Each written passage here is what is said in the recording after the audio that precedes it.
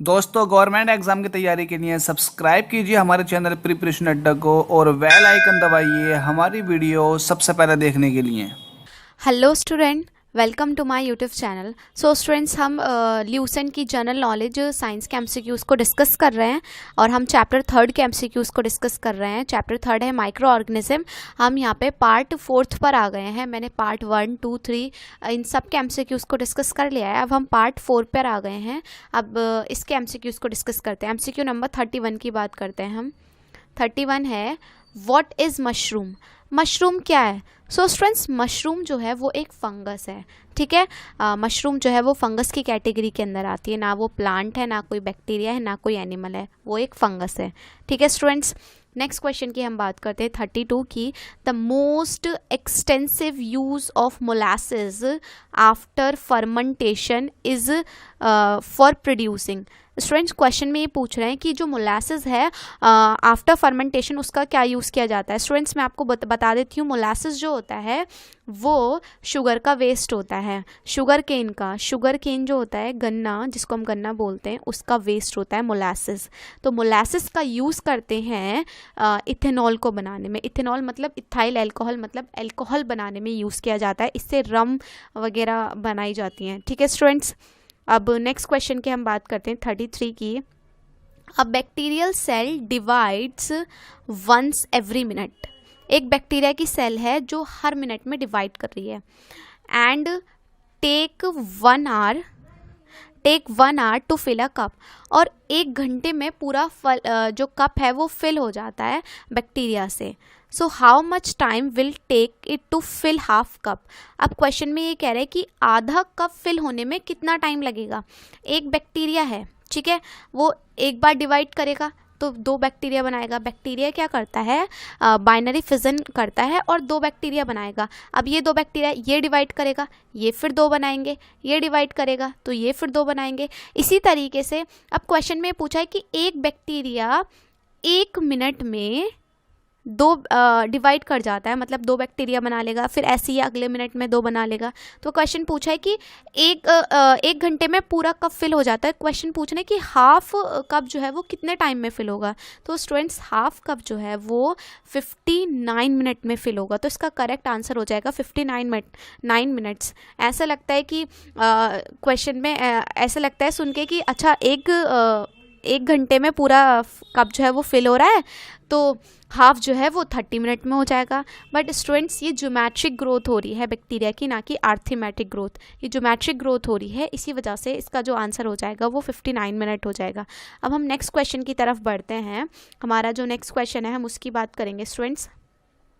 Next question की हम बात करते हैं, क्वेश्चन नंबर 34 की हम बात करते हैं। Which of the following are the possible commercial industrial application of bacteria. तो ये कह रहे हैं बैक्टीरिया की कुछ कमर्शियल इंडस्ट्रियल एप्लीकेशंस हमें बतानी है। सो स्टूडेंट्स, बैक्टीरिया जो है वो फर्मेंटेशन ऑफ शुगर का फर्मेंटेशन कराता है। प्रोडक्शन ऑफ वैक्सीन्स का भी प्रोडक्शन बैक्टीरिया की हेल्प से होता है। And cleaning of oil spills, इसका भी जो है बैक्टीरिया से ही होता है। तो इसका स्टूडेंट्स करेक्ट आंसर जो हो जाएगा 34 का वो हो जाएगा D 1, 2 एंड 3। तो बैक्टीरिया का जो यूज़ होता है इन सारी एप्लीकेशंस में यूज़ होता है, कमर्शियली इंडस्ट्रियल एप्लीकेशन में यूज़ होता है। ठीक है स्टूडेंट्स, अब नेक्स्ट क्वेश्चन की बात करते हैं। क्वेश्चन नंबर 35 की बात करते हैं। Nitrogen fixing bacteria is useful in growing which crop. तो नाइट्रोजन फिक्सिंग बैक्टीरिया जो है उनका यूज़ किया जाता है। नाइट्रोजन फिक्सिंग बैक्टीरिया जो नाइट्रोजन को फिक्स करते हैं, मतलब नाइट्रोजन को नाइट्रोजनस कंपाउंड में कन्वर्ट करते हैं। एटमॉस्फेयर में है जो नाइट्रोजन प्रेजेंट है, तो प्लांट्स को नाइट्रोजन की ज़रूरत पड़ती है। अब प्लांट्स तो खुद नहीं ले सकते इस तरीके से नाइट्रोजन, तो बैक्टीरिया क्या करते हैं, जो एटमॉस्फेयर में नाइट्रोजन प्रेजेंट है उसको नाइट्रोजनस कंपाउंड में कन्वर्ट करके सॉइल में ले आते हैं। फिर सॉइल में से प्लांट जो है उसको यूज़ कर लेते हैं। तो अब ये कह रहे हैं नाइट्रोजन फिक्सिंग बैक्टीरिया जो है किस प्लांट के लिए सबसे ज़्यादा यूज़फुल होता है, किस क्रॉप के लिए सबसे ज़्यादा यूज़फुल होता है। तो उसका आंसर हो जाएगा legume plants. Students, legume plants वो होते हैं जो फली वाले होते हैं, जैसे कि पल्सेस हो गई, सारी दाल हो गई, जैसे कि पी हो गई, पी मटर, तो वो लेग्यूमिनस प्लांट होते हैं। ठीक है स्टूडेंट्स, अब नेक्स्ट क्वेश्चन को हम देखते हैं। नेक्स्ट क्वेश्चन को देखते हैं स्टूडेंट्स। क्वेश्चन नंबर 36 को देखते हैं। क्वेश्चन नंबर 36 क्या है हमारा? 36 क्या है? Function of leg haemoglobin in nitrogen fixing. सबसे पहले ना मैं आपको एक चीज़ बताती हूँ स्टूडेंट्स, नाइट्रोजन फिक्सेशन आपको पता चल गया कि नाइट्रोजन फिक्सेशन क्या है, ठीक है। अब नाइट्रोजन फिक्सेशन करने वाले जो बैक्टीरिया होते हैं ना, तो उनके अंदर एक एंजाइम होता है जिसका नाम है नाइट्रोजिनेज, जो नाइट्रोजन फिक्सेशन में हेल्प करता है। नाइट्रोजिनेज एंजाइम है जो नाइट्रोजन फिक्सेशन में हेल्प करता है, और ये बैक्टीरिया के अंदर प्रेजेंट होते हैं जो नाइट्रोजन फिक्सेशन करते हैं। अब ये जो नाइट्रोजिनेज एंजाइम है ये काम करता है एनारोबिक कंडीशन में। एनारोबिक कंडीशन चाहिए इसको, मतलब ऑक्सीजन की एब्सेंस होनी चाहिए, ऑक्सीजन नहीं होना चाहिए, O2 जो है वो नहीं होना चाहिए, ऑक्सीजन की एब्सेंस में ये काम करेगा नाइट्रोजिनेस एंजाइम, मतलब नाइट्रोजन फिक्सेशन करेगा, ठीक है। अब ये जो लेग हीमोग्लोबिन होता है ये प्लांट्स बनाते हैं। स्टूडेंट्स देखो अभी किसी भी प्लांट्स की, जैसे कि ये जो पल्सेस वाले प्लांट्स हैं ना, इनकी रूट्स को आप देखना, इनकी रूट के अंदर आपको एक पिंक कलर का स्ट्रक्चर दिखेगा जिसे हम नोड्यूल बोलते हैं, ठीक है। ये नोड्यूल के अंदर जो पिंक कलर आया है वो आता है लेग हीमोग्लोबिन की वजह से, लेग हीमोग्लोबिन की वजह से, ठीक है। ये लेग हीमोग्लोबिन जो होता है ये क्या करता है, प्लांट के अंदर एनारोबिक कंडीशन क्रिएट कर देता है।